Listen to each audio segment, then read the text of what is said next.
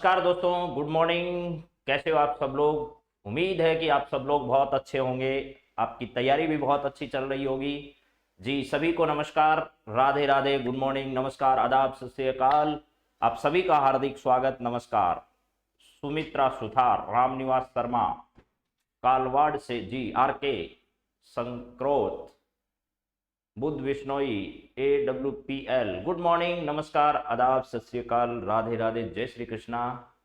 कैसे हैं आप सब लोग? उम्मीद है कि बहुत अच्छे होंगे और आपकी तैयारी भी बहुत अच्छी चल रही होगी। जी प्रियाचारण, सभी को नमस्कार, गुड मॉर्निंग। आज आपके सामने मैंने एक पंक्ति लिखी है, हर वो आवाज दबानी है जिसने कहा था तुमसे ना हो पाएगा, भैया पंगा मत लो, आपसे नहीं होगा।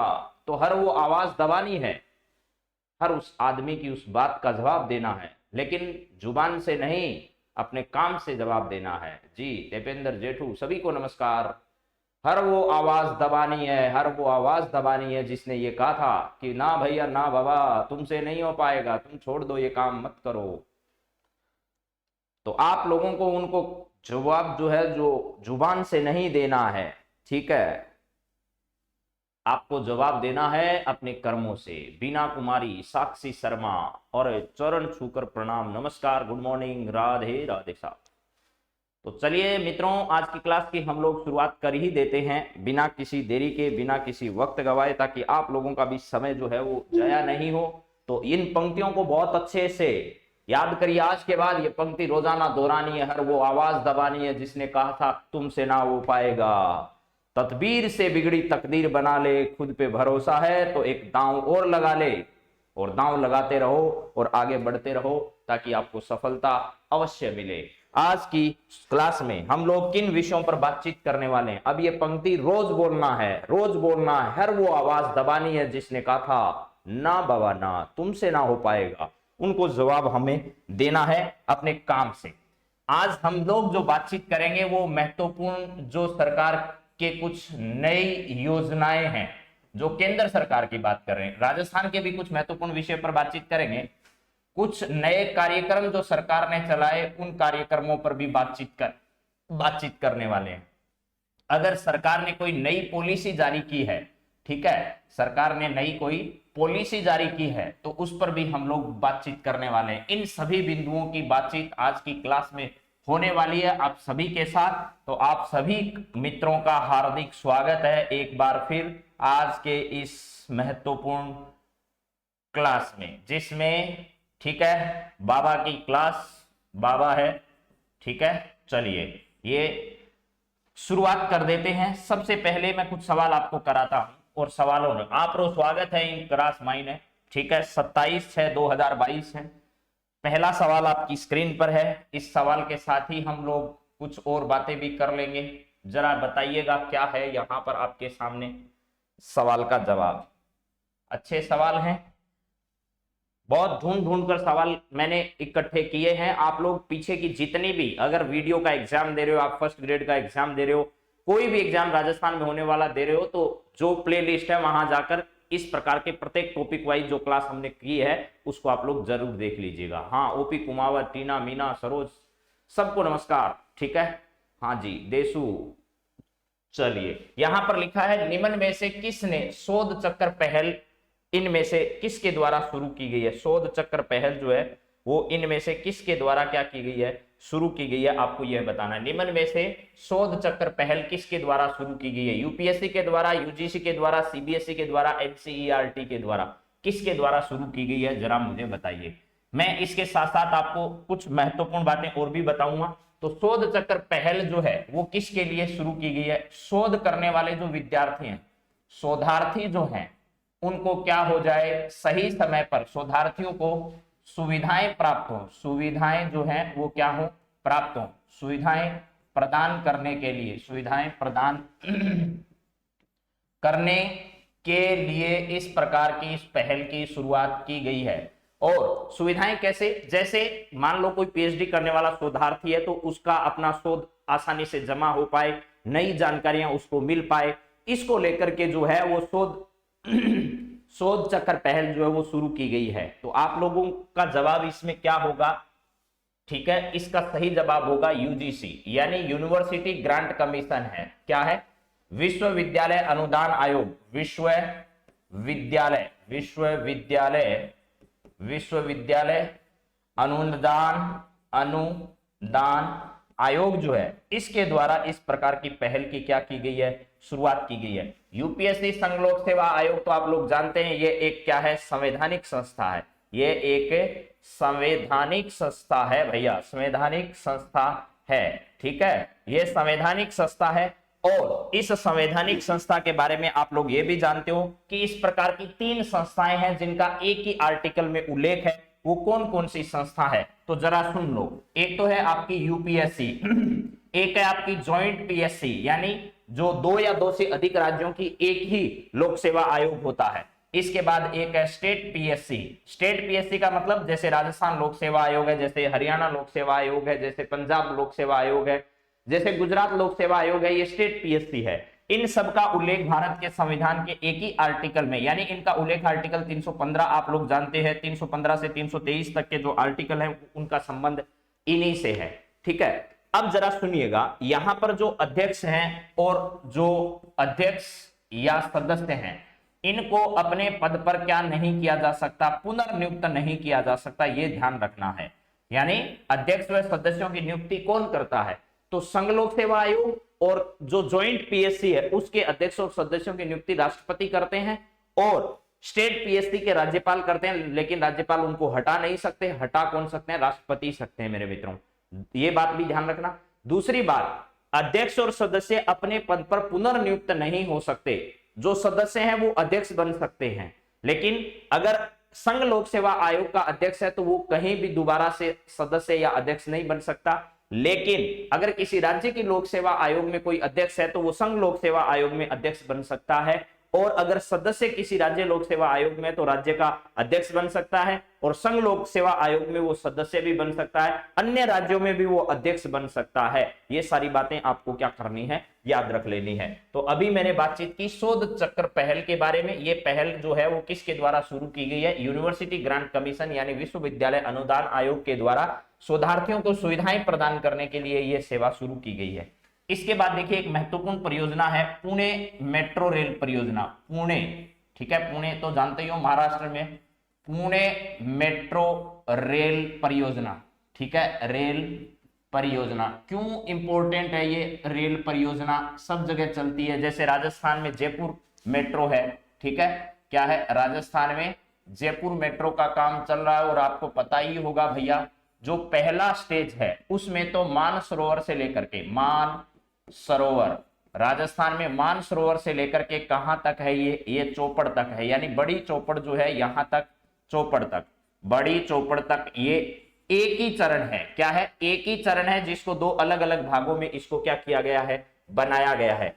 अब इसी में सेकंड जो चरण होगा उसमें बड़ी चौपड़ से लेकर के इसे कहां तक, बड़ी चौपड़ से कहां तक बनाया जाएगा, बड़ी चौपड़ से लेकर के इसे आगे बनाया जाएगा जो ट्रांसपोर्ट नगर है, क्या है, ट्रांसपोर्ट नगर, ट्रांसपोर्ट नगर जो है वहां तक इसे क्या किया जाएगा, बनाया जाएगा। ये पूरा का पूरा जो है वो आपका पहला चरण है। फर्स्ट ए जो है, फर्स्ट ए में ये बनेगा और फर्स्ट बी में इसे बनाया जाएगा।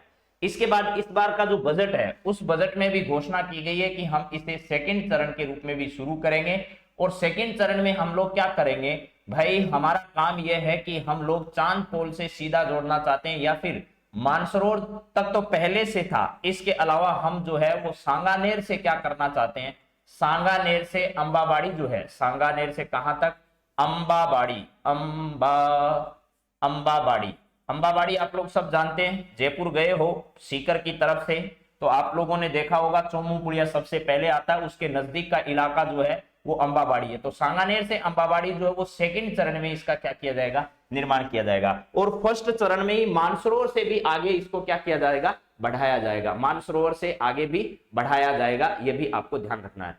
हाँ जी, मनोज सोनी जो है वो यूजीसी, जगदीश कुमार यूपीएससी के अध्यक्ष है मनोज सोनी, ठीक है, एकदम सही बात है। यूजीसी के जगदीश कुमार है, सीबीएसई के निधि छिबरवाल है, और एनसीईआरटी के दिनेश प्रसाद सकलानी है। वेरी गुड कविता जी, आप सभी को ये याद कर लेने चाहिए, अच्छे सवाल हैं। हाँ जी, हाँ, सांगानेर से अंबावाड़ी तक, वेरी गुड। अब बात करेंगे मेट्रो रेल परियोजना जो पुणे वाली है, ये क्यों चर्चा में आई। पुणे कहां पर है, आप लोग सब जानते हैं, महाराष्ट्र जो है, आजकल वहां सरकार का खेला चल रहा है, तो बहुत भयंकर काम हो रहा है वहां पर भी। पुणे महाराष्ट्र की इस वजह से परियोजना चर्चा में है कि यहां पर स्वदेश निर्मित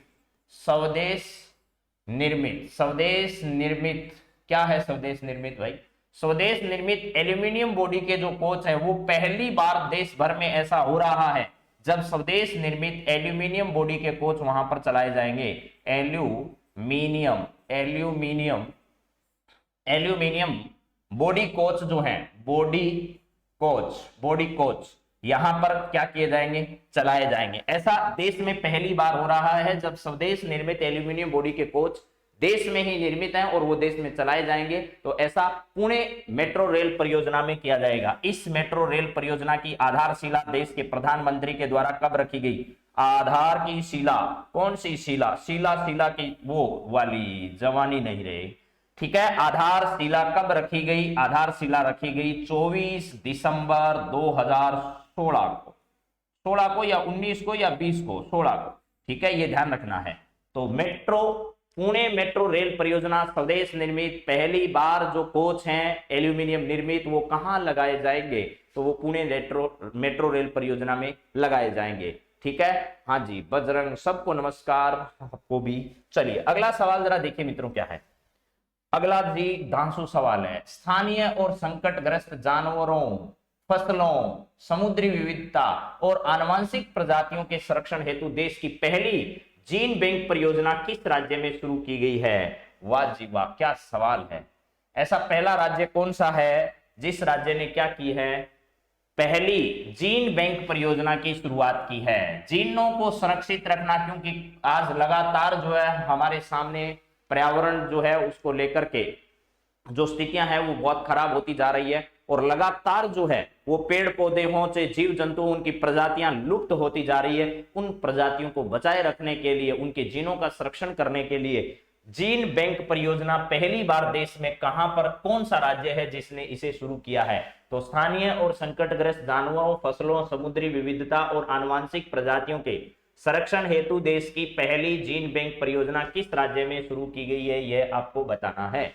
कल की जो हमारी क्लास होगी वो इस वर्ष भर के अंदर जो पर्यावरण से संबंधित महत्वपूर्ण बिंदु रहे हैं, एक वर्ष के दौरान पर्यावरण से रिलेटेड कोई नई योजना है, कोई नई पहल है, क्या कोई नया काम हुआ है इस एक वर्ष के अंदर पर्यावरण से रिलेटेड, और वीडियो मेंस में पर्यावरण के जो टॉपिक हैं उनको ध्यान में रखते हुए कल की क्लास हम लोग जो है वो आपके सामने रखेंगे। तो आप सभी सादर आमंत्रित हैं, आप सभी को बुलावा है उस क्लास में। चलिए यहां पर है उत्तर प्रदेश, जी नहीं, उत्तर प्रदेश में तो योगी जी हैं भैया। उत्तर प्रदेश में कौन है, योगी बाबा है। और कल उपचुनाव हुआ, आपको पता होगा, उत्तर प्रदेश, पंजाब और इन सब की जो सीटें थी वहां पर।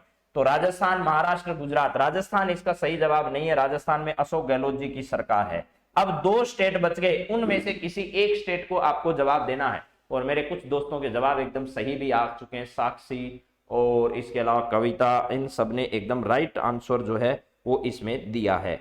तो आप सभी को बहुत बहुत धन्यवाद कि आपका एकदम राइट आंसर जो है वो आया है। महाराष्ट्र इसका एकदम सही आंसर है। तो चलिए इसका महाराष्ट्र है। महाराष्ट्र में क्या है, अभी अभी तो उद्धव ठाकरे जो हैं, उद्धव ठाकरे, इनकी सरकार है, लेकिन कब तक है ये कुछ भी नहीं कहा जा सकता है। महाराष्ट्र की राजधानी जो है वो मुंबई है, और देश की आर्थिक राजधानी भी इसे कहा जा सकता है। इसे फिल्मी राजधानी भी भारत की कही, फिल्म की राजधानी भी इसे कह सकते हैं। तो इसका सही आंसर जो है वो महाराष्ट्र है। चलिए जरा अगला देखिए क्या है।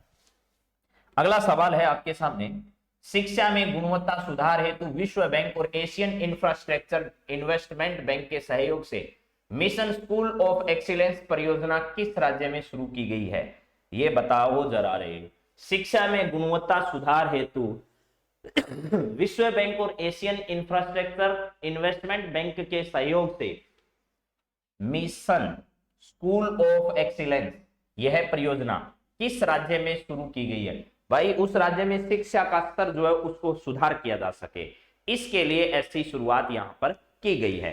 तो शिक्षा में गुणवत्ता सुधार हेतु विश्व बैंक और एशियन इंफ्रास्ट्रक्चर बैंक जो है उसके सहयोग से ऐसा किया गया है। तो आपको बताना है mission mission school of excellence परियोजना किस राज्य में शुरू की गई है, उसका नाम क्या है? हाँ जी, गोस्वामी जी एकदम मस्त हैं, तंदुरुस्त हैं। आप सब लोग कैसे हैं? गुड मॉर्निंग, जय श्री कृष्णा आपको भी। ठीक है, हाँ चलिए, गुजरात इसका राइट आंसर दिया है साक्षी ने, एकदम सही आंसर है आपका गुजरात। ठीक है, राइट आंसर क्या है इसका? गुजरात है। और गुजरात के बारे में तो सब लोग जानते हैं। अभी गुजरात दंगों से संबंधित जो प्रधानमंत्री नरेंद्र मोदी पर जब वहां के मुख्यमंत्री थे उस समय जो आरोप लगे थे, उस आरोपों को क्या कर दिया है, अभी कोर्ट ने खारिज कर दिया है। और ये आरोप जो है, इनको कहा गया है कि ये राजनीति से मोटिवेटेड थे, इस प्रकार इनको बताया गया है। तो गुजरात दंगों पर इनको क्लीन चिट एक तरीके से मिल चुकी है। तो मिशन स्कूल ऑफ एक्सीलेंस जो है वो शिक्षा का स्तर सुधारने के लिए यहां पर गुजरात में शुरू किया गया। और यहाँ की राजधानी जो है वो क्या है भैया? गांधी जी का नगर है। क्या है? गांधी जी का नगर है, गांधी नगर है। यहाँ का एक प्रसिद्ध शहर जो है वो अहमदाबाद है। अहमदाबाद जो है वो यहाँ का शहर है। आपको पता होगा, इसे मैनचेस्टर भी अपन कह सकते हैं आज का। इसके अलावा एक प्रसिद्ध शहर है जिसका नाम क्या है? सूरत है। तो राजस्थान से बहने वाली प्रमुख नदी जो है साबरमती, साबरमती के संत तूने कर दिया कमाल, ऐसे साबरमती नदी जो है उसके किनारे भी है। और एक नदी है राजस्थान से निकलने वाली, कौन सी है? पश्चिमी बनास। उस पश्चिमी बनास नदी के किनारे भी यहाँ का एक शहर है जिसका नाम क्या है? डीसा शहर है। क्या है? एक शहर है जिसका नाम क्या है? डीसा है। तो ध्यान रखना है, अहमदाबाद और सूरत जो है वो साबरमती नदी के किनारे है। ठीक है, हाँ जी, इसको ध्यान रख लीजिएगा। यहां पर है गांधीनगर, अहमदाबाद, सूरत, डीसा, ये प्रसिद्ध शहर है यहाँ के। और साबरमती और पश्चिमी बनास नदियां राजस्थान से बहती है और कहां की ओर जाती है? गुजरात की ओर जाती है। ठीक है, हाँ जी, कार्तिक जी, गांधीनगर एकदम सही जवाब आपने दिया है। और यहाँ के भूपेंद्र पटेल साहब जो है ना, क्या है? भूपेंद्र पटेल। ये भूपेंद्र पटेल जो है वो क्या है भैया? यहाँ के भूपेंद्र पटेल यहाँ के सीएम है। भूपेंद्र पटेल यहाँ के सीएम है। मुझे लग रहा है कि आपको ये बात समझ में आ गई है। चलिए, अब अगले पॉइंट्स पर बातचीत हम लोग करेंगे। एक महत्वपूर्ण और परियोजना आपको रखते हैं, मेरी पॉलिसी मेरे हाथ। मेरी पॉलिस नहीं है, पॉलिसी है। मेरी पॉलिसी मेरे हाथ, ये जो है कब शुरू की गई थी या किस से संबंधित है? मेरी पॉलिसी मेरे हाथ। तो आपको पता होगा, प्रधानमंत्री फसल बीमा योजना के बारे में आपने सुना होगा। प्रधानमंत्री फसल बीमा योजना, प्रधानमंत्री फसल बीमा योजना, प्रधानमंत्री फसल बीमा योजना के बारे में सबने सुन रखा है। जी हाँ, कब शुरू की गई थी? तो ध्यान रखना, फरवरी 2016 में इसे शुरू किया गया था। इसी के तहत जो है वो मेरी पॉलिसी मेरे हाथ एक योजना जो है वो शुरू की गई 18 फरवरी 2022 को। 18 फरवरी 2022 को इसकी घोषणा की गई कि भैया हम लोग जो है वो इस प्रधानमंत्री फसल बीमा योजना के तहत आने वाले लोगों के लिए क्या करने वाले हैं? ठीक है, मेरी पॉलिसी मेरे हाथ, इस प्रकार की योजना जो है वो हम लेकर आने वाले हैं। तो आपको प्रधानमंत्री फसल बीमा जरूर याद रखनी है। ये फरवरी 2016 में शुरू की गई। इसमें रबी, इसमें खरीफ और इसके अंदर बागवानी, ये तीन फसलें जो हैं, बागवानी, कौन सी वानी? बागवानी। इन तीनों फसलों के लिए अलग अलग प्रीमियम जो है वो सरकार के द्वारा बीमा क्लेम जो है वो प्रदान किया जाता है। तो प्रधानमंत्री फसल बीमा योजना के तहत ही मेरी पॉलिसी मेरे हाथ एक नई योजना शुरू करने की सरकार ने घोषणा कब की? 18 फरवरी 2022 से इस मेरी पॉलिसी मेरे हाथ परियोजना की शुरुआत की गई।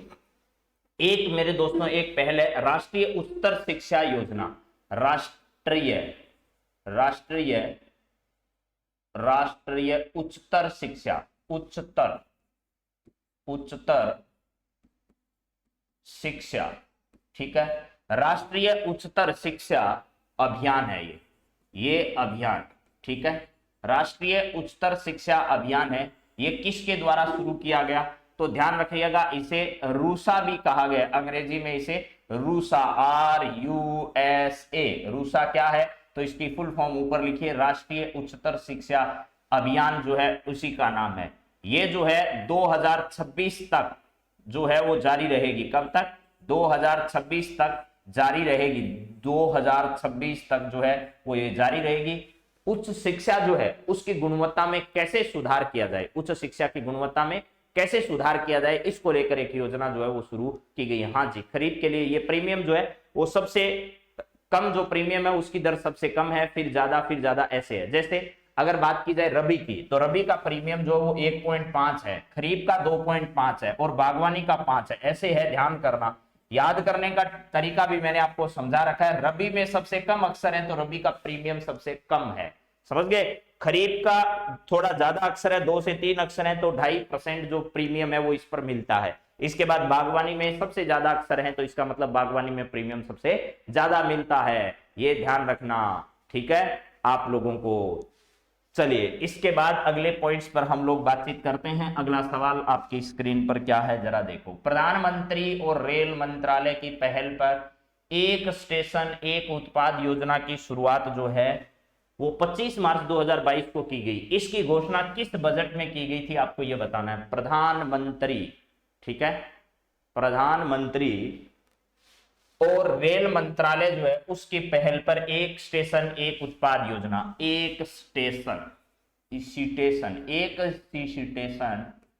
एक उत्पाद, ठीक है, एक उत्पाद, ये परियोजना जो है किसके द्वारा, प्रधानमंत्री का विजन था और रेल मंत्रालय जो है उस रेल मंत्रालय ने उसको शुरू किया है। अरे भैया रेल जो है वो किसी सीमा में नहीं बंधी हुई है, किसी राज्य की सीमा में नहीं बंधी हुई है, कई राज्यों को कवर करते हुए रेल चलती है, कई राज्यों की जो कला संस्कृति जो है इतिहास है उसको संजोते हुए रेल आगे चलती है। तो सरकार ने ऐसा प्लान बनाया कि देश में रेल जो है वो सबको जोड़ने का काम करती है, तो कुछ ना कुछ ऐसा किया जाए कि रेल के माध्यम से देश के अलग अलग इलाकों में उत्पादित होने वाली वस्तुओं का व्यापार भी किया जा सके। यानी ट्रेन जब चलती है तो विभिन्न क्षेत्रों से होकर गुजरती है, तो वहां के जो नए नए उत्पाद हैं उन उत्पादों को देश भर में जो है वो चर्चित बनाने के लिए इस प्रकार की जो है वो शुरुआत की गई, ठीक है। हाँ जी, हाँ यहां पर देखिएगा एक स्टेशन एक उत्पाद रेल मंत्रालय जो है इसके द्वारा क्या की गई थी, शुरुआत की गई थी। और कौन से बजट में इसकी घोषणा की गई और ये शुरू कब हुई, तो 25 मार्च 2022, 25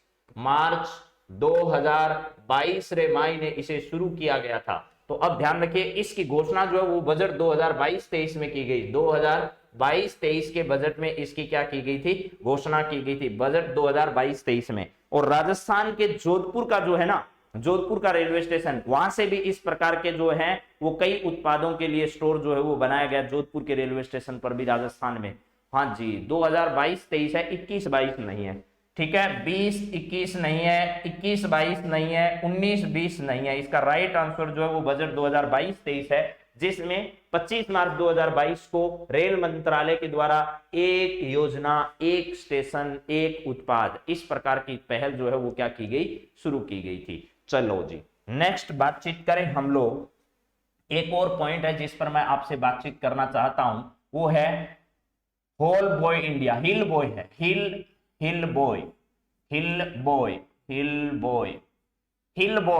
इंडिया, हिल बॉय इंडिया मिशन क्या है या ये पहल क्या है जरा सुन लो। हिल बॉय इंडिया, आपसे कोई पूछे कि हिल बॉय इंडिया पहल का संबंध किसके साथ है ये बताइए, तो देखिए देश में स्वास्थ्य शिक्षा जो है ना, स्वास्थ्य शिक्षा यानी मेडिकल एजुकेशन जो है, उस स्वास्थ्य शिक्षा में क्रांति लाने के लिए देश भर से हमारे डॉक्टर मेडिकल एक्सपर्ट जो है वो दुनिया भर के इलाके में उनको पहुंचाने के लिए हमारी मेडिकल शिक्षा में सुधार करने के लिए पहल की शुरुआत की गई जिसका नाम है हिल बॉय इंडिया।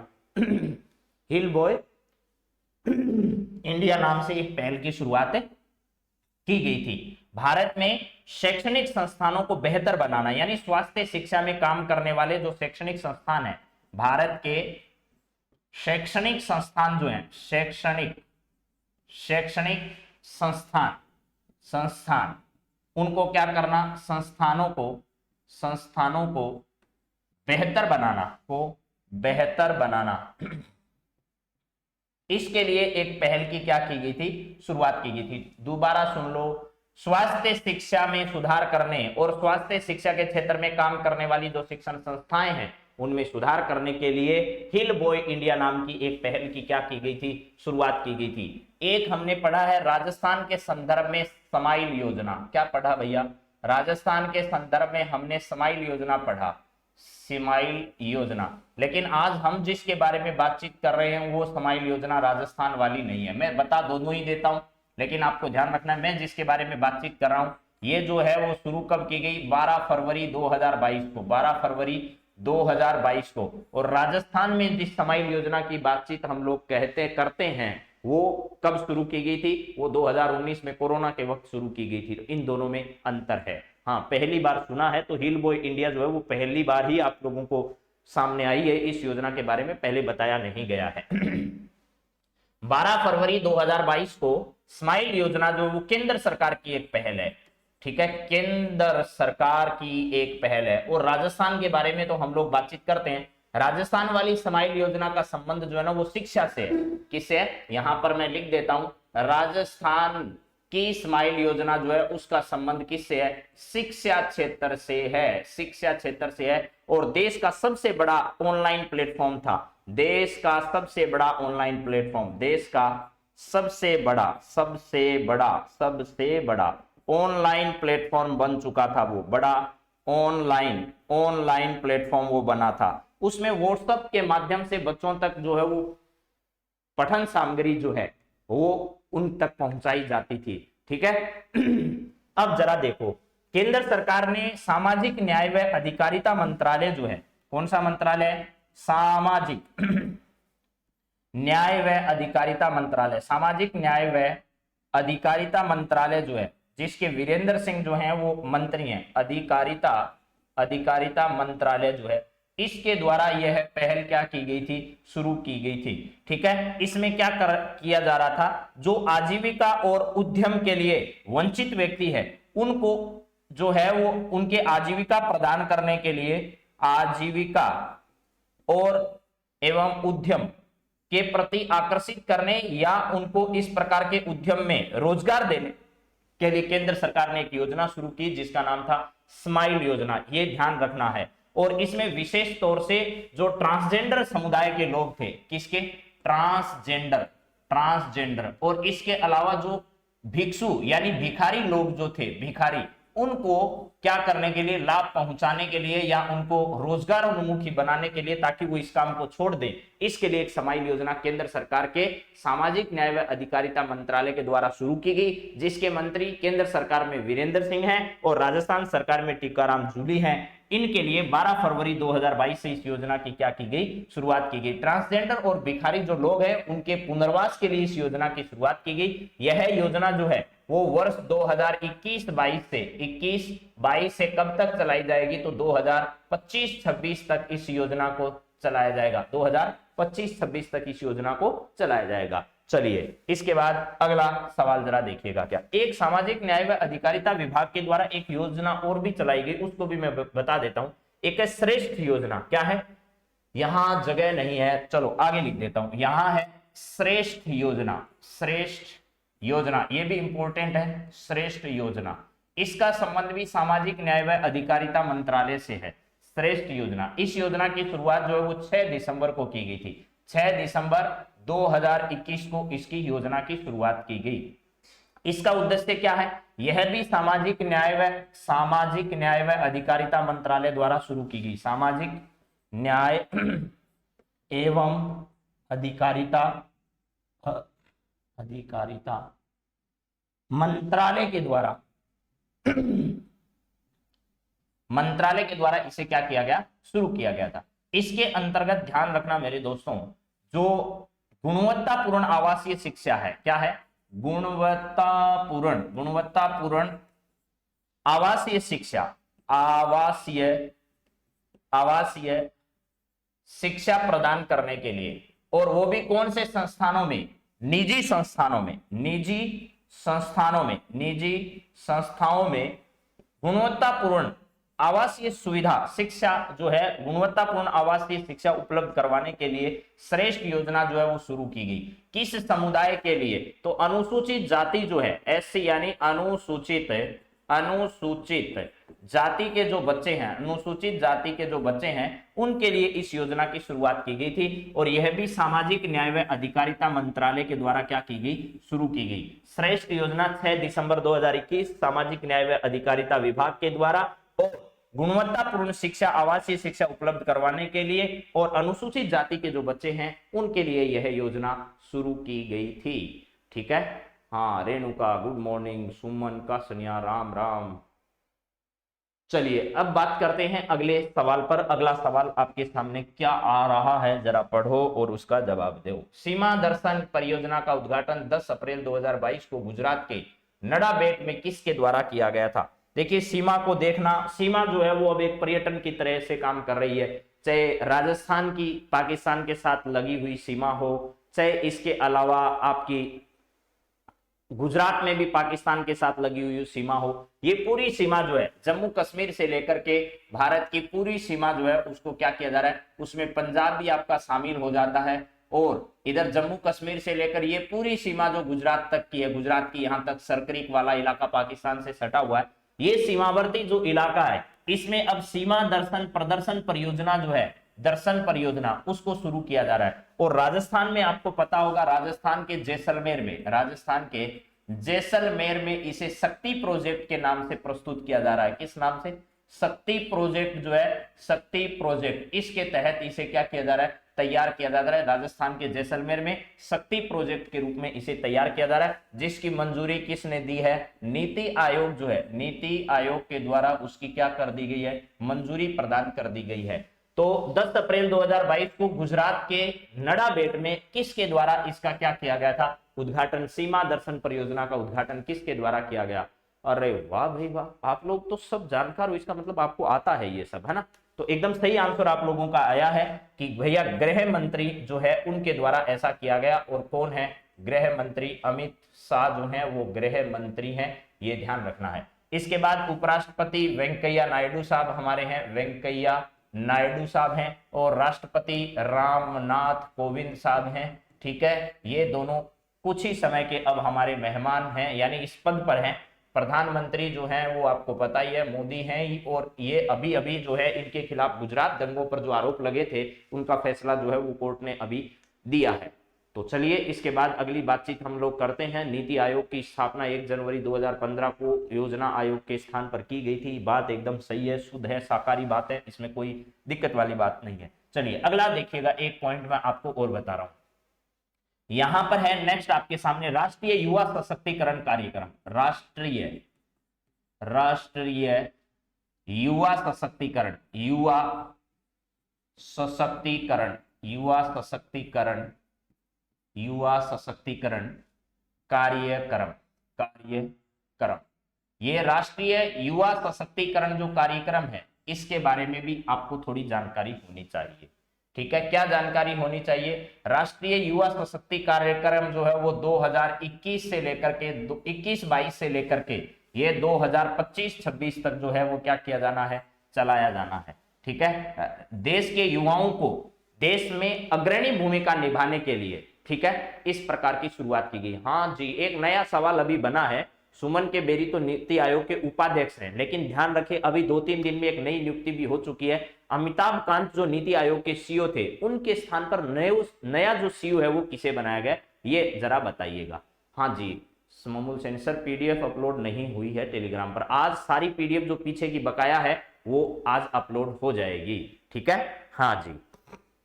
राष्ट्रीय युवा सशक्तिकरण कार्यक्रम जो है 2021-22 से 2025-26 तक चलाया जा रहा है। इसमें युवाओं को जो है वो नेतृत्व है, युवाओं को क्या करने के लिए, युवाओं में नेतृत्व क्षमता जो है, युवाओं में नेतृत्व क्षमता, चाहे वो कोई से भी मोर्चे पर हो, नेतृत्व क्षमता जो है उसको विकसित करने के लिए इस प्रकार की पहल की जो है वो क्या की गई थी, शुरुआत की गई। और एक और याद रखना, सब नीति आती है लेकिन देश में युवा नीति भी आई है भाई, युवा नीति जो है वो नई युवा नीति घोषित की गई सरकार के द्वारा। वैसे युवा नीति 2014 की है या 19 की, ये भी आपको ध्यान रखना। इसके अनुसार जो है वो देश में युवा कौन है, तो 15 से लेकर के 35 वर्ष या फिर ऐसे कह दीजिएगा आप लोग 29 वर्ष का जो अगर कोई है, 15 से 29 वर्ष का, उसे क्या कहा गया है, इस नीति में युवा कहा गया है। ठीक है, युवा नीति जो है उसके अंदर इसको कहा गया है। जी हाँ, गुड मॉर्निंग। चलिए अगला देखिए सवाल आपका क्या है। यहां पर नेक्स्ट सवाल है, क्वार बिजली परियोजना का संबंध इनमें से किस से है? क्वार बिजली परियोजना जो है वो अभी हाल ही में शुरू की गई थी, उसके लिए करोड़ों रुपए की राशि सरकार ने जो है वो, ठीक है, हाँ जी बताइए जरा, यहां पर क्या है? क्वार बिजली परियोजना जो है इसका संबंध जो है वो आपको बताना है। क्वार बिजली परियोजना जो है वो प्रधानमंत्री मोदी के द्वारा उसकी आधारशिला रखी गई, उसको शुरू किया गया। तो इसका संबंध कहां से है? जम्मू कश्मीर से है, गुजरात से है, केरल से है, कर्नाटक से है। तो इसका संबंध कहां से है? जम्मू कश्मीर से है। ध्यान रखना, जम्मू कश्मीर के उपराज्यपाल वर्तमान में कौन है? उपराज्यपाल, ठीक है। उपराज्यपाल कौन है? तो मनोज कुमार सिन्हा है। मनोज कुमार सिन्हा, मनोज कुमार सिन्हा जो है वो यहाँ के क्या है? मनोज कुमार सिन्हा यहाँ के उपराज्यपाल हैं। प्लस ध्यान रखना, ये क्वार बिजली परियोजना जो है इसका संबंध कौन सी नदी से है? तो चिनाब नदी जो है, चिनाब नदी, इस चिनाब नदी पर क्या किया जा रहा है? यहाँ पर पन बिजली परियोजना, चिनाब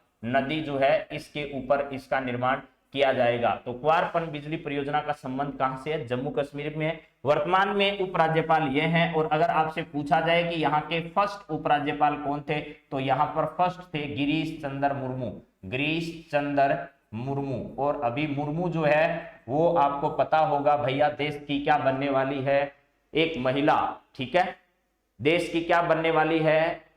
तो आप लोगों को पता होना चाहिए कि देश की महिला जो है वो राष्ट्रपति बनने वाली है, और ऐसा हो जाएगा, दूसरी महिला राष्ट्रपति देश को मिलने वाली है। हाँ जी, चलिए अगला सवाल जरा देखें, उससे पहले कुछ और भाग देखते हैं परियोजनाओं का। नव भारत साक्षर कार्यक्रम एक शुरू किया गया। नव भारत साक्षर कार्यक्रम, नव भारत साक्षरता कार्यक्रम, नव भारत साक्षरता कार्यक्रम जो है इसको शुरू किया गया केंद्र सरकार के द्वारा। ये किसकी योजना है? तो नव भारत साक्षर कार्यक्रम जो है ये एक भारत सरकार का यानी केंद्र सरकार की एक पहल है। केंद्र सरकारी पहल है ये, केंद्र सरकार की क्या है? एक ये पहल है। ये पहल जो है वो 2022 से लेकर के 2027 तक जो है वो क्या रहने वाली है? चालू रहने वाली है। इसके तहत जो नई शिक्षा नीति है, नई शिक्षा नीति जो आई, जारी की गई 2020 की नई शिक्षा नीति 2020 जो है उसके जो लक्ष्य हैं उनको प्राप्त करना है। कि लक्ष्यों को क्या करना है?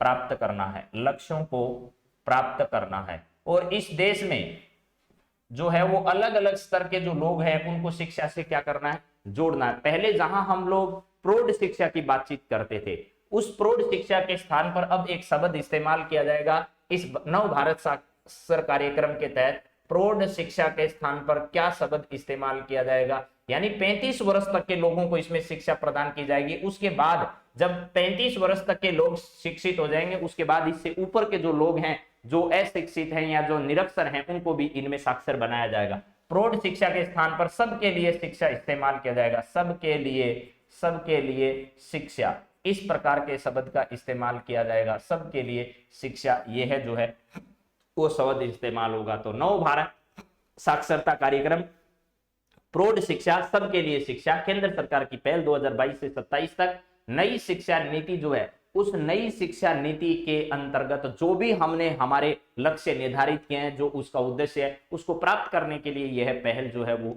शुरू की गई थी। Very good. चलिए अगली बातचीत हम लोग करें तो एक आप लोगों को पता होगा, एक मिशन अमानत नाम से भी आपने एक मिशन सुना होगा। मिशन अमानत, देखिए मिशन अमानत, ठीक है, मिशन अमानत। और एक आपको बताया था मैंने 2-3 दिन पहले ही, 2 दिन पहले ही, एक तो बताया था मिशन उपलब्ध, एक तो बताया था मिशन उपलब्ध, ये भी बताया था अगर आपको ध्यान हो तो, ठीक है। मिशन उपलब्ध बताया, आज हम लोग बात कर रहे हैं मिशन उपलब्ध। और एक अभियान और भी बताया था मैंने मिशन नाम से, क्या बताया था जरा बताइए, रिक्त स्थान की पूर्ति करिए। एक यहां पर कौन सा मिशन आपको बताया था? यह मिशन उपलब्ध जो है वो रेलवे पुलिस, रेलवे सुरक्षा बल जो है, रेलवे सुरक्षा बल जो है उसके द्वारा, आरपीएफ के द्वारा इसे शुरू किया गया। और आरपीएफ ने क्यों शुरू किया गया? देश में जो कालाबाजारी है, उस कालाबाजारी के खिलाफ, कालाबाजारी जो है उसको रोकने के लिए इस प्रकार का अभियान शुरू किया गया।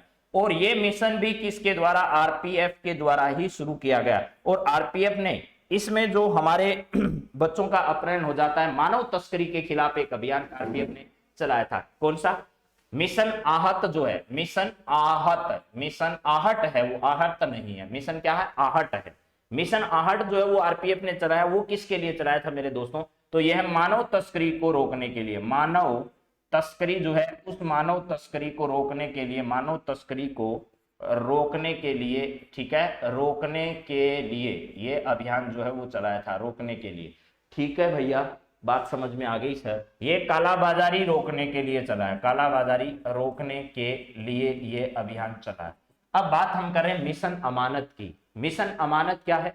अगर किसी व्यक्ति के रेलवे में सफर करते हुए कोई सामान खो जाता है तो उसको उस सही व्यक्ति तक पहुंचाने के लिए आरपीएफ द्वारा भी एक अभियान शुरू किया गया। आरपीएफ यानी रेलवे पुलिस फोर्स जो है उसके द्वारा एक अभियान शुरू किया गया जिसका नाम रखा मिशन अमानत। और यह अभियान जो है वो आपको ध्यान रखना जनवरी 2022 में शुरू किया गया, जनवरी 2022 में इसे शुरू किया गया था। पश्चिमी रेलवे जो है उसकी पहल पर, पश्चिमी रेलवे जो है उसकी पहल पर इसे शुरू किया गया था। खोया हुआ सामान जो है वो सही व्यक्ति तक पहुंचाना, खोया हुआ सामान, ठीक है, मूल व्यक्ति तक पहुंचाना, मूल व्यक्ति तक पहुंचाना। कोई नींद में रहता है, सामान भूल जाता है रेलवे में या सामान खो जाता है कई बार, तो उसको सही व्यक्ति तक पहुंचाने के लिए क्या किया गया? मिशन अमानत नाम से अभियान शुरू किया गया। ठीक है, हाँ जी।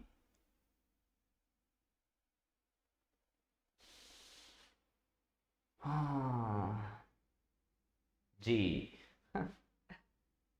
यहां है मिशन अमानत, मिशन आहट और मिशन उपलब्ध। ये 3 मिशन जो है वो रेलवे के द्वारा शुरू किए गए थे। चलो जी, अगला सवाल देखो क्या है। अगला सवाल है आपके सामने, डोनेट ए पेंशन कार्यक्रम की शुरुआत 7 मार्च 2022 को किस मंत्रालय द्वारा शुरू की गई? ये बता दो जरा। डोनेट ए पेंशन कार्यक्रम की शुरुआत 7 मार्च 2022 को किस मंत्रालय द्वारा शुरू की गई? ठीक है। अरे सैंडी वर्मा जी कुछ खोजिए, कुछ छानबीन करिए, मैं तो बताऊंगा ही। ठीक है, चिंता मत करो हमारे तरफ से, लेकिन आप थोड़ा जानकारी रखिए। 2-3 दिन पहले के ही अपॉइंटमेंट है तो कम से कम जागरूक रहें। और मैं इन सबको बताने वाला हूं आपको। नई नियुक्तियां 2-3 हो चुके हैं, नए कार्यक्रम, ब्रिक्स का शिखर सम्मेलन है, चाहे वो G20 का शिखर सम्मेलन है, उन सब पर हम लोग बातचीत करेंगे आपसे। जो पीछे अभी इन दिनों का करंट अफेयर्स आपको रोजाना का नहीं पढ़ाया गया वो एक साथ हम लोग पढ़ाएंगे। डोनेट ए पेंशन कार्यक्रम की शुरुआत 7 मार्च 2022 को किस मंत्रालय के द्वारा शुरू की गई? अरे भाई, अपनी पेंशन डोनेट कर दो, इस प्रकार की जो है ना, मोदी जी ने तो ये डोनेट वाला कंसेप्ट लाकर है ना देश में पहले कहा कि भाई जो गैस के सिलेंडर है उसकी सब्सिडी डोनेट कर दो, ठीक है। और पहले कहा कि हम सिलेंडर पर सब्सिडी देंगे, धीरे धीरे सब्सिडी क्या कर दी? बंद कर दी। जो डोनेट करने वाले थे उनको कहा आप अपनी सब्सिडी छोड़ दो भैया, सब्सिडी मत लो, पूरे पैसे दो और फिर सिलेंडर खरीदो, ठीक है। तो अब जरा देखिएगा, डोनेट ए पेंशन, अब कहा कि जो पेंशनधारी हैं वो अपनी पेंशन भी डोनेट कर दो, किसी दूसरे के नाम पर कह दो कि भाई मेरी पेंशन इसको मिलेगी, ऐसा कह दो। तो किस मंत्रालय ने इसको शुरू किया 7 मार्च 2022 को? श्रम एवं रोजगार मंत्रालय, शिक्षा मंत्रालय, स्वास्थ्य एवं परिवार कल्याण मंत्रालय, वित्त मंत्रालय। तो यह जो है वो श्रम एवं रोजगार मंत्रालय के द्वारा शुरू की गई है। और इस मंत्रालय के जो मंत्री हैं वो भूपेंद्र कौन है भैया? भूपेंद्र यादव जी हैं। और भूपेंद्र यादव जी का संबंध कहां से है भैया? राजस्थान के अजमेर से इनका संबंध है। अजमेर राजस्थान जो है, राजस्थान रंगीलो राजस्थान, ये रंगीला राजस्थान जो है यहां से संबंधित है। शिक्षा मंत्रालय के मंत्री कौन है? तो धर्मेंद्र प्रधान है। धर्मेंद्र, वो धर्मेंद्र नहीं है भैया, धर्मेंद्र प्रधान है, ठीक है ना। हाँ, वो धर्मेंद्र कौन सा? चलिए, स्वास्थ्य मनसुख है, मन को सुख देने वाले मनसुख मांडविया जी हैं, ठीक है। वित्त मंत्रालय में सीता और राम है, सीता रमण जी हैं। निर्मला है, जो निर्मल है वो सीता है और वही राम है। निर्मला सीता रमण जो हैं वो वित्त मंत्रालय की मंत्री हैं। याद हो गया होगा, आगे बढ़े, ठीक है। हाँ, अरे वाह भाई वाह, तेपेंद्र जेठू जी, आपको खूब खूब बधाइयां हो सर। आप, हाँ जरूर, आपके विश्वास पर हम खरे उतरेंगे।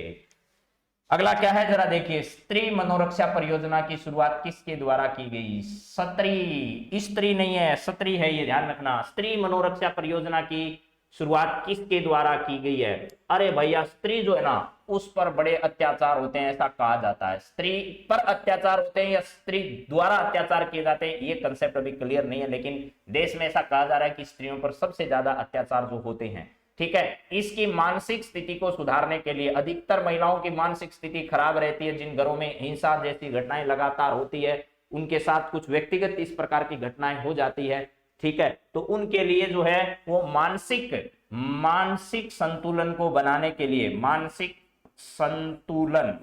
संतुलन उनका ठीक रहे, इसके लिए जो है वो केंद्र सरकार के द्वारा शुरू की गई योजना है, जिसका नाम है स्त्री मनोरक्षा परियोजना। स्त्री मनोरक्षा परियोजना है। इस स्त्री मनोरक्षा परियोजना में क्या होगा, इनकी मानसिक स्थिति जो है, मानसिक संतुलन या मानसिक स्थिति में सुधार किया जाएगा। तो महिला एवं बाल विकास विभाग है या बिम्हास बेंगलुरु का एक संगठन है, उसके द्वारा, किसके द्वारा इसे शुरू किया गया? तो मेरे मित्रों, इसका राइट आंसर है ए व बी। बिम्हास नाम की एक संस्था है, कहां पर है? बेंगलुरु में है। उसने और महिला एवं बाल विकास विभाग दोनों ने मिलकर इस स्त्री मनोरक्षा परियोजना की शुरुआत की है। इस मंत्रालय की मंत्री जो है स्मृति, ठीक है, स्मृति लिख देता हूं, स्मृति नहीं लिखेंगे भाई, नाम को खराब नहीं करेंगे। चलिए आगे देखें, स्मृति जुबली ईरानी जो है, जुबली क्यों लिखा इन्होंने मुझे पता नहीं, जुबली ईरानी, ठीक है, जुबली होगी। तो ये स्मृति जुबली ईरानी जो है वो अमेठी से क्या है, सांसद है। कहां से? अमेठी उत्तर प्रदेश से ये क्या है, सांसद है। राहुल गांधी को हराकर इन्होंने चुनाव में जीत दर्ज की थी। तो ये इस मंत्रालय की क्या है, मंत्री है। इनके द्वारा इस पहल की क्या की गई है, शुरुआत की गई है। चलो जी, अगला सवाल हम लोग देखें। उससे पहले एक पहल और बता देता हूं, सी इज ए चेंज मेकर, और महिला से जुड़ी हुई है इसलिए बता रहा हूं। सी का मतलब महिला के लिए इस्तेमाल किया। She is change maker, she is a change maker. हाँ भाई, महिलाएं जो है वो चेंज मेकर की भूमिका में होती है, इसमें कोई दो राय नहीं है, ठीक है। तो 7 दिसंबर 2021 को, 7 दिसंबर 2021 रे माई ने राष्ट्रीय महिला आयोग द्वारा, किसके द्वारा? राष्ट्रीय महिला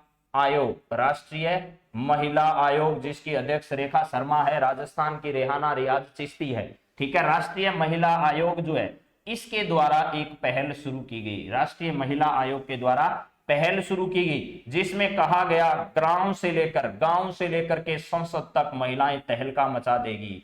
गांव से लेकर के संसद तक जो है महिलाओं की क्षमता निर्माण का कार्यक्रम है। महिलाओं की क्या करने की? महिलाओं की क्षमता निर्माण कार्यक्रम है ये। क्षमता निर्माण करने के लिए एक कार्यक्रम, क्षमता निर्माण कार्यक्रम जो है वो है कौन सा? सी इज ए चेंज मेकर। ये 7 दिसंबर 2021 को शुरू किया गया राष्ट्रीय महिला आयोग के द्वारा, जिसकी अध्यक्ष कौन है भैया? रेखा शर्मा जी हैं। और राजस्थान की बातचीत की जाए तो राजस्थान में कौन है? रेहाना रियाज चिश्ती है।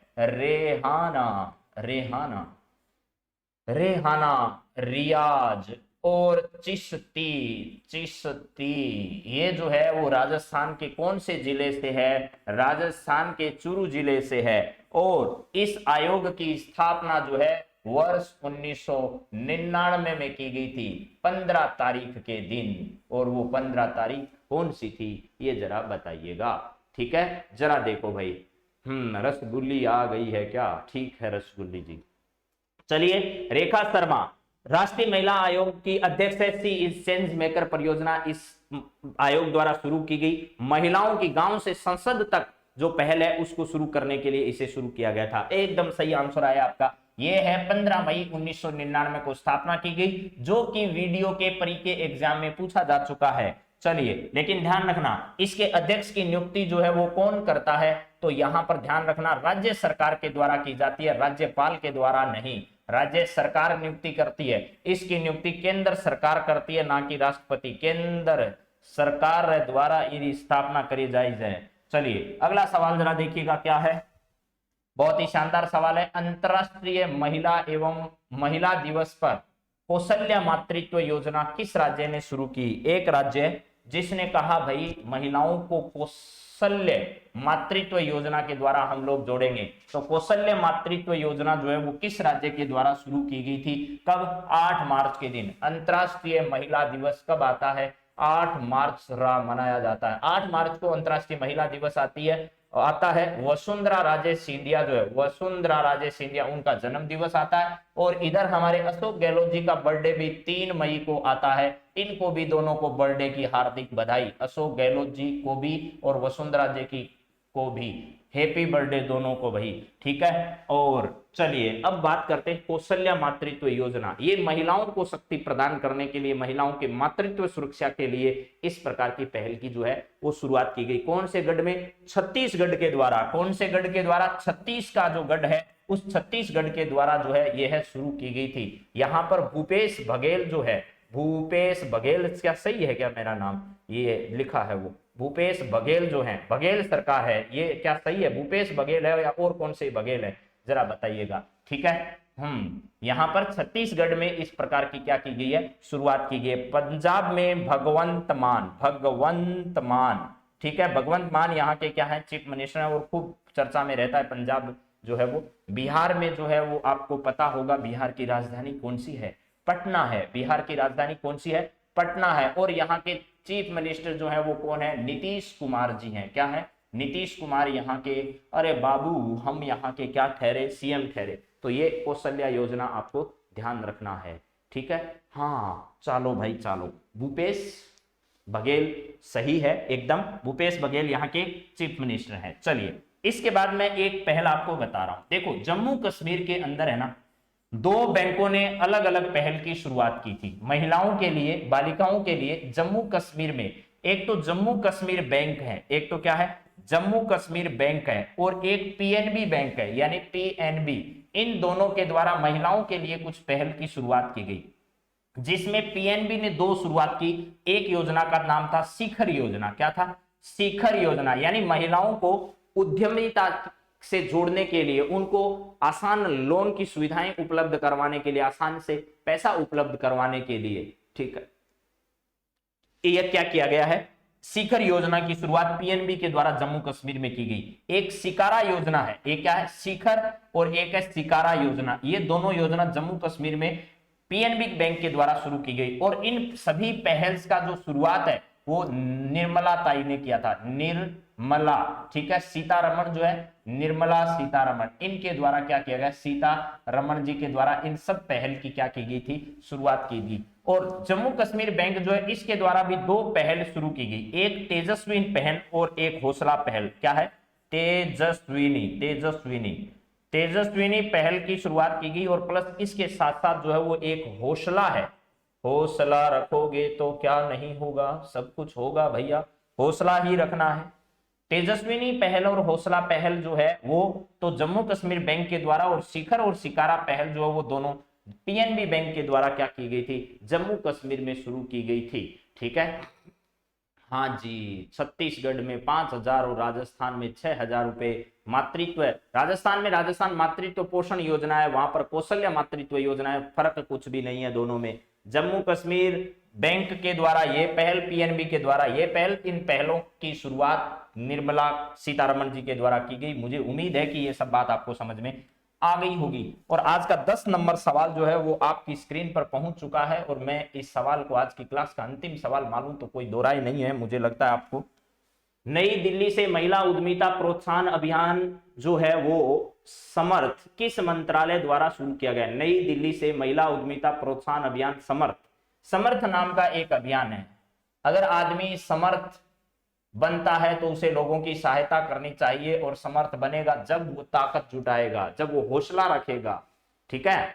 हाँ जी, तो ये सब कुछ जायज है, सब कुछ हो पाएगा। तो बताइए जरा मेरे मित्रों, महिला उद्यमिता पर प्रोत्साहन अभियान जो है वो किसके द्वारा शुरू किया गया? अरे वो जवाब आ गया, कविता, महेश, धीरज, हाँ जी, सबके द्वारा शुरू किया गया। Very good, very good. हाँ चलो जी, हाँ सैंडी वर्मा जी, वो आपको क्लास कल मिल जाएगी, वो हो सकता है रिकॉर्डेड फॉर्म में उपलब्ध करवाऊं। यहां पर है समर्थ किस मंत्रालय द्वारा शुरू की गई? तो यह है एमएसएमई मंत्रालय के द्वारा शुरू की गई। एमएसएमई मंत्रालय जो है वो आपको पता होगा, लघु उद्यम एवं सूक्ष्म मंत्रालय जो है उसके द्वारा इसे शुरू किया गया। ठीक है, सूक्ष्म लघु एवं मध्यम उद्योग मंत्रालय जो है ये इसके द्वारा शुरू किया गया। वैसे ये उद्योग मंत्रालय के अंदर ही आता है, और खादी एवं ग्रामोद्योग आयोग जो वो इस मंत्रालय के अधीन आता है। कौन सा? खादी एवं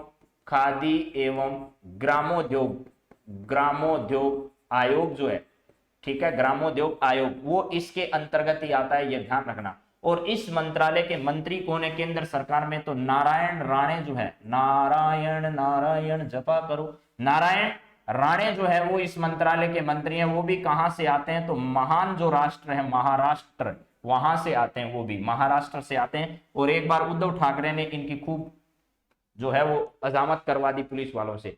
सूक्ष्म लघु और मध्यम उद्योग मंत्रालय जो है, माइक्रो स्मॉल मीडियम इंटरप्राइजेज, जो इंटरप्राइजेज नहीं है, ठीक है, तो यहां पर इंटरप्राइजेज इस मंत्रालय के द्वारा समर्थ जो पहल है वो शुरू की गई नई दिल्ली से, महिला उद्यमिताओं को क्या करने के लिए? प्रोत्साहित करने के लिए। तो मेरे मित्रों, समय की सीमा है, घड़ी हमें अब आगे बढ़ने की इजाजत नहीं दे रही है। आज आपको पिछले सभी क्लासेस की पीडीएफ जो है वो मैं उपलब्ध कराने की कोशिश करूंगा जितनी हो पाएगी। तो आप सभी मित्रों को कल की क्लास में वापस मुलाकात करते हैं। आप जल्दी से अपनी शानदार तैयारी जो है वो करते रहें, आनंदित रहें। आनंद के साथ पढ़ाई करेंगे तो पढ़ाई का क्या आएगा? आनंद आएगा। तो आप लोगों को जो आज बात मैंने शुरुआत में कही थी उसको अपने ध्येय में डाल लेना है। और क्या कही थी बात मैंने? हर वो आवाज दबानी है जिसने कहा था ना बाबा ना, तुमसे ना हो पाएगा, ये देखिएगा। हर वो आवाज क्या करनी है? हर वो आवाज दबानी है जिसने कहा था तुमसे ना हो पाएगा। तो एक शानदार स्माइल के साथ आप सभी मित्रों को बहुत बहुत धन्यवाद। Thank you, have a nice day, बहुत बहुत धन्यवाद।